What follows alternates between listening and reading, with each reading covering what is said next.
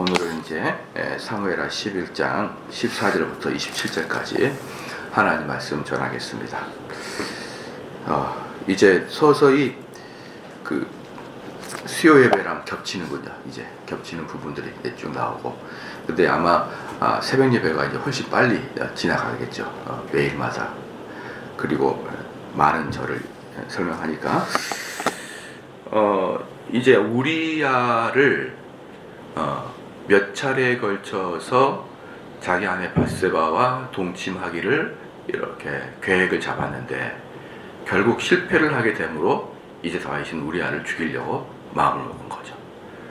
그러니까 이제 이게 사람이라는 게 항상 자기가 생각하는 뜻대로 되지 않잖아요. 그래서 뭐든지 최악의 상황을 고려해야 되는데 다윗은 그 최악의 상황에 들어간 거예요. 다윗 입장에서는 그냥 우리아가 집에 들어가서 잠을 자고 나오면 모든 게 순조롭게 끝나는데, 그렇게까지 다윗 입장에서는 고집을 부릴지 몰랐던 거죠. 응? 우리아가 그렇게까지 고집을 부릴 줄은 몰랐던 거예요. 아주 다윗 입장에서는 상당히 괘씸했을 거예요, 아마. 그래서 다윗이 이제 우리아를 죽이려고 그 충성된 우리아의 손에다가 그 우리아를 죽이라는 명령의 편지를 써서 요압에게 보냅니다. 그러면 참 재밌는 게 뭐냐 그러면 이 15절에 그 편지에 써서 이르기를 너희가 우리아를 맹렬한 싸움에 앞세워 두고 너희는 뒤로 물러가서 저로 맞아 죽게 하라 하였더라. 그냥 전쟁터에서 자연스럽게 죽게 내버려둬라 했어요. 근데 어떻게 죽게 되냐면 전장을 적진 앞에까지 가다가 날 두고 그냥 뒤로 빠져버리라. 이렇게 되면은 뭡니까, 그 성벽 위에서 화살을 쏴서 죽겠죠. 그렇게 이제 하기로 요압에게 이야기했습니다. 그래서 16절에 요압이 그 성을 살펴 용사들의 있는 줄을 아는 곳, 그곳에 용사들이 있는 곳 아는 곳에 우리아를 두니 성 사람들이 나와서 요압으로 더불어 싸울 때 다윗의 신복 중 몇 사람이 엎드러지고 햇사람 우리아도 죽으리라. 여기서 보면은 이제 궁금한 게 뭐냐 그러면요, 궁금한 게 뭐냐면 요압의 손에 그 뭡니까, 우리아를 죽여라 이런 명령이 떨어졌거든요. 그러면 다윗에게 왔던 우리아의 행동을 보면 분명히 충성된 애일 거예요. 이 우리아는 분명히 충성되고 어디 흠잡을 데 없는 그런 병사일 건데 어떻게 우리아가 그냥 예스라고 하냐 이 말이에요. 그 편지를 보고 무슨 사연이 있길래 이렇게 했을까라는 사실은 생각은 했을 거예요. 그런데 여러분, 그렇게 되면 요압도 이것은 죄입니다라고 이야기를 해야 되는 거예요. 이건 죄다. 아니면 당장 죽일 필요는 없잖아요. 그럼 다시 편지를 보내가지고 왜 그렇습니까? 내가 알고 있는 우리아는 이러이러한 자인데 왕이 우리아에 대해서 잘못 알고 오해하고 있는 게 아닙니까? 우리아가 왕에게 평상시에 제가 봤을 때는 그렇게 죽을 만큼 나쁜 짓 한 게 아닌데 무슨 일입니까? 라고 물어봐야 되는데 요압은 그냥 예스예요. 예스. 그래서 이 요압이라는 자가 나중에는 그 다윗의 말을 듣지 않잖아요. 나중에 다윗이 요압이 참 나를 힘들게 한다라고 이야기를 하거든요. 그런 여러 가지 정황을 봤을 때 요압은요 상당히 뭡니까, 욕망지향적인 사람이었어요. 상당히 그 출세지향적이었고, 그리고 더 나아가서 상당히 잔인한 자였습니다. 요압이라는 자가.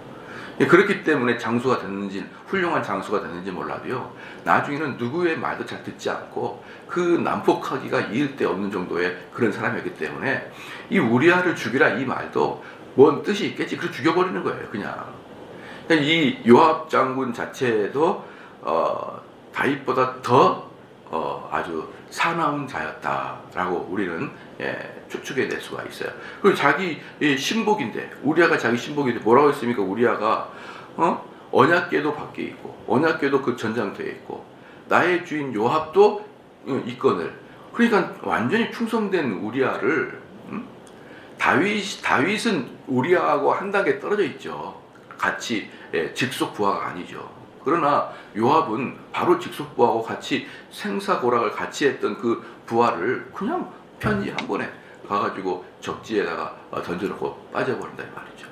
그리고 더 흉악한 것은 뭐냐면 그 우리아를 죽이기 위해서 우리아의 주변에 있는 몇 명을 놔둬버리고 빠져버린 거예요.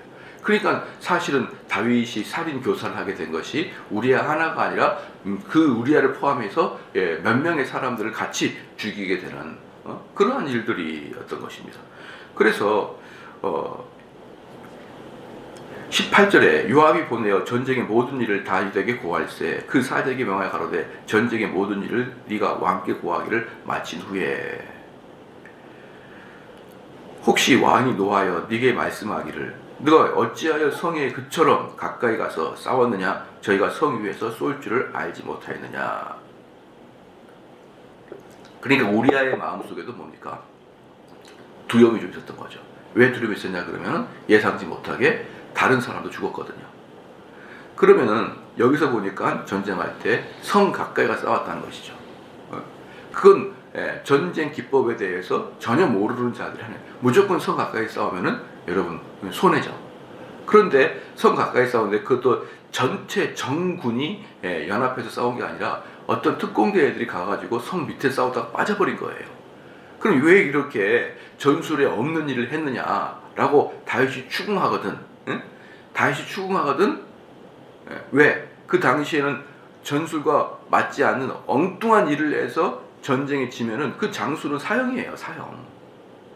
그러니까 우리아도 다윗이 만약에 왜 그렇게 엉뚱한 일을 했느냐라고 할 때 우리아도 죽었나이다 이 말을 전해라 이 말이에요. 그러니까 벌써 요압 장군 마음속에서도 분명히 이 다윗이 무슨 꿍꿍이 속이 있었겠구나라는 것을 분명히 요압도 알고 있을 거죠. 그러니까 제일 측근에 있는 사람들이 마음을 읽어버리면은 여러분 그 측근에 있는 사람이 어때요? 나중에 그 왕을 또는 그 지도자를 존경하지 않겠죠. 그러니까 이러한 그 몇 명의 이렇게 그 몇 가지의 이렇게 어떤 다윗의 흠을 사실은 요압은 가지고 있었던 것이죠. 그래서 22절에 사자가 가서 다윗에게 이르러 요압의 모든 보낸 일을 고하여 가로되 그 사람들이 우리보다 승리하여 우리를 향하여 들러 나온 고로 우리가 저희를 쳐서 성문 오기까지 미쳤더니 활 쏘는 자들이 성 위에서 왕의 신복들을 향하여 쏘매 왕의 신복 중 몇 사람이 죽고 왕의 종 햇사람 우리아도 죽었나이다. 그걸 딱 이제 이야기를 하죠. 그러니까 지금 여기서 보면은요, 왕이라는 게 뭡니까? 왕이라는 것은 자기 백성 한 명 한 명의 목숨을 소중하게 여길 줄 알아야 되며, 왕이라는 것은 그 전쟁에서 이기도록 온전히 정신을 거기다 집중해야 되는데, 왕 다윗의 집중 뭐예요? 우리아 한 사람을 죽이는 거예요. 우리아 한 사람. 어제도 말씀드렸지만 일단 죄를 지면은 엄청나게 큰 공적인 일은 관심도 없는 거예요. 관심도 없습니다. 예를 들어서 막 대통령이 무슨 일이 딱 저질렀는데 그게 이제 대통령 딱 걸렸습니다.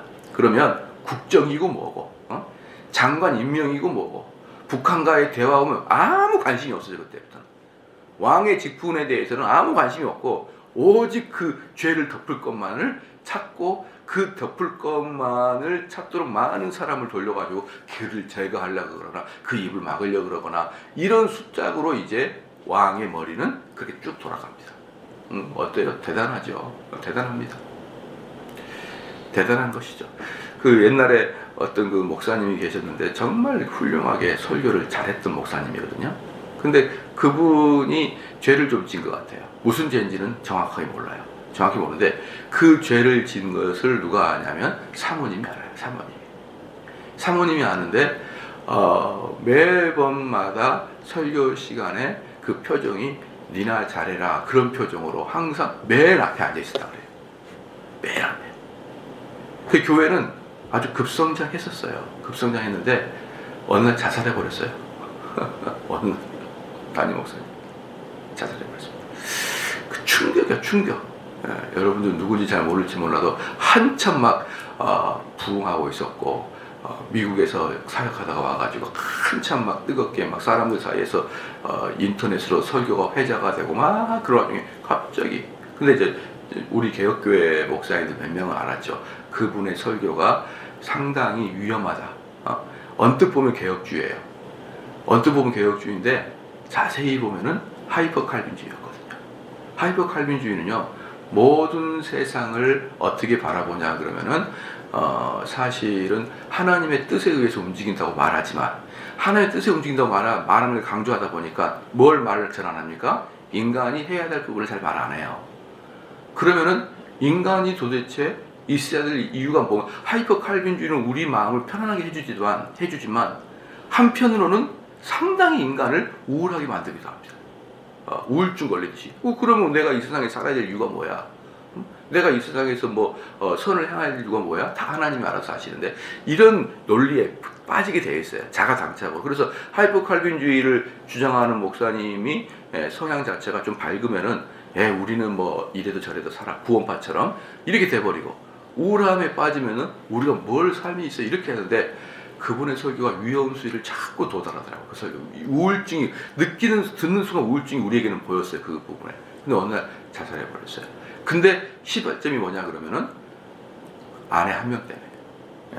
자꾸 그렇게 쳐다보니까 수많은 사람들이 새로 오는데 이 보이지 않아요. 보이지 않고 그들이 은혜 받고 보이지 않아요. 딱 한 명이 내 마음을 꽂히니까 온전히 그 마음이 그분한테만 가 있는 거예요. 이 전체를 못 보고.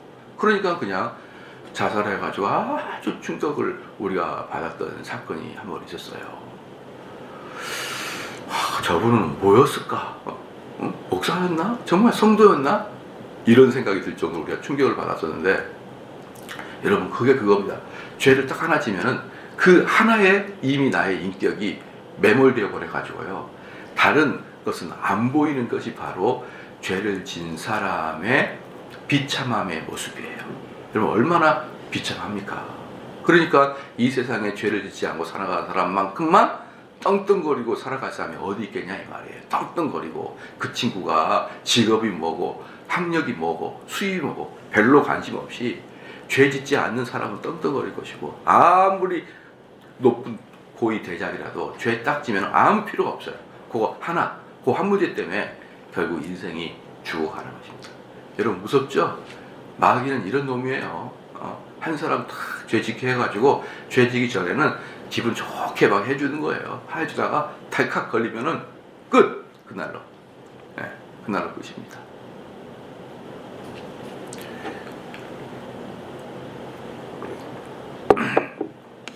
자 봅시다. 그래서 24절에 활 쏘는 자들이 성 위에서 왕의 신복들 향하여 쏘매 왕의 신복 중 몇 사람이 죽고 왕의 종 햇사람 우리아도 죽었나이다. 이것이 바로 다윗이 듣고자 하는 소리를 24절에 덜컹 해줍니다. 덜컹 해주는 거예요. 25절에 다윗이 사자에게 이르되 너는 요압에게 이같이 말하기를 이 일로 걱정하지 말라. 칼은 이 사람이나 저 사람이나 죽으니라. 그 성을 향하여 더욱 힘써 싸워 함락시키라 하여 너는 저를 담대케 하라 하니라.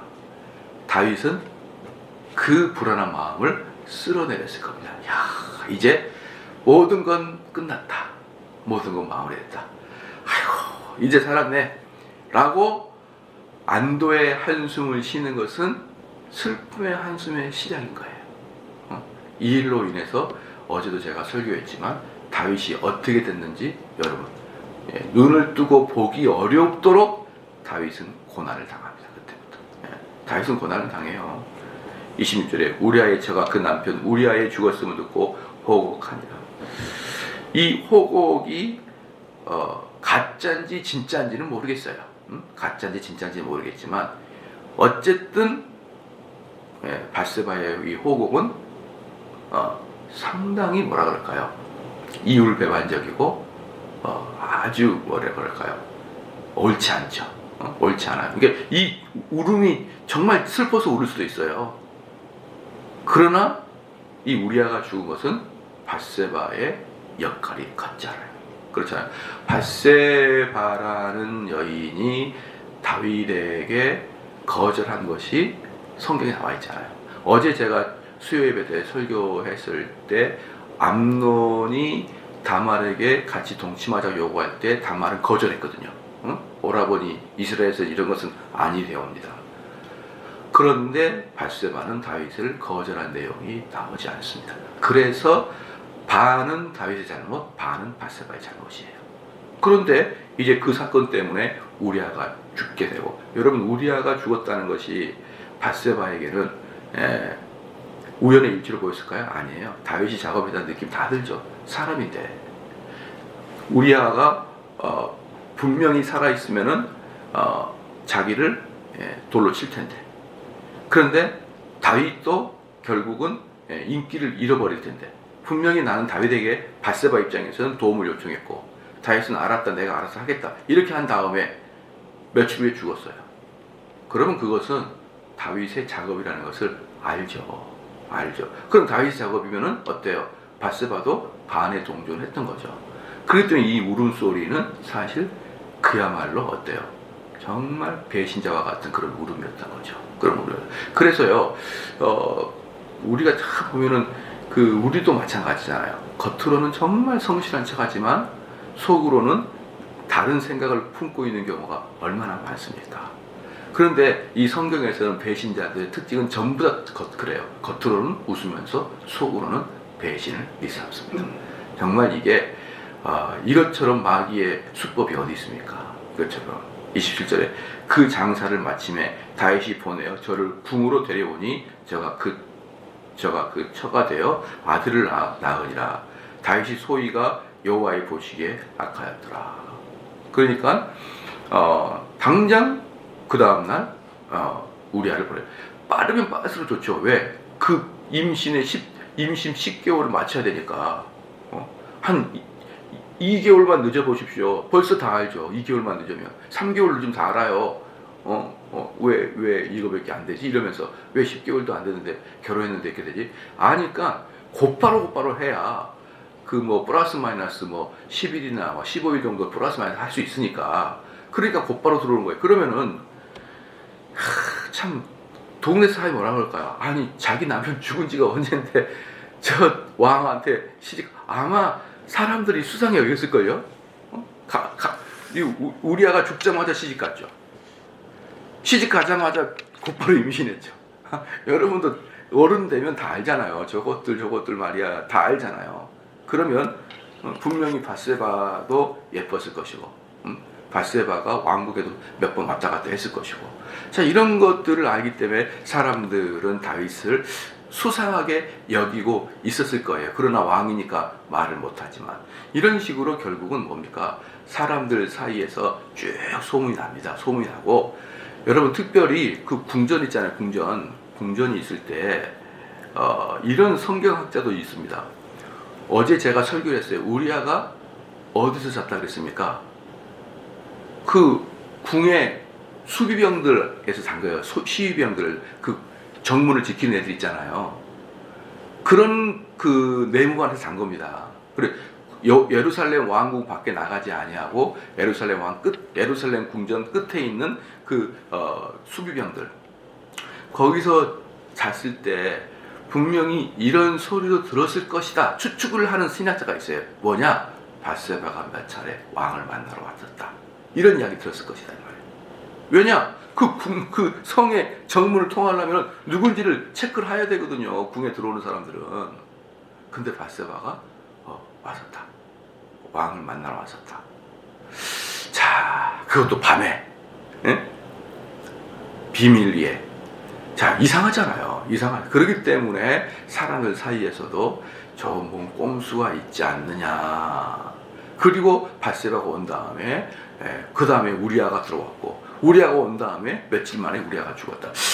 문제가 있지 않느냐. 사람이라는 게 영적인 존재이기 때문에 이런 걸 느끼지 않았을까요?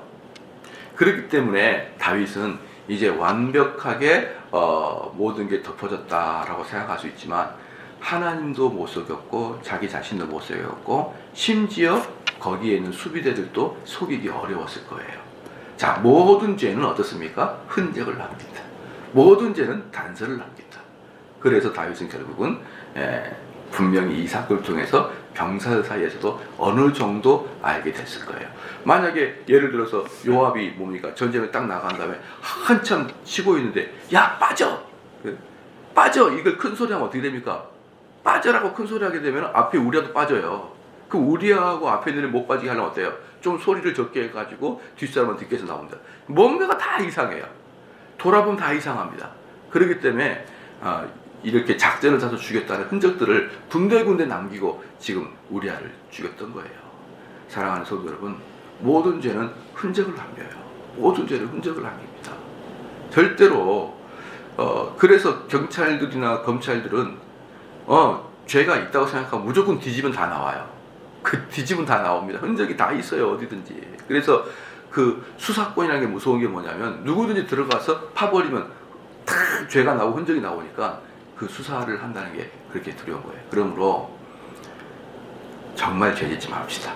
우리 죄짓지 말아야 돼. 그 흔적들 다 남고 있습니다. 그래서 누군가가 다 판다 그러면 다 드러나게 돼 있는 거예요. 기도하시겠습니다.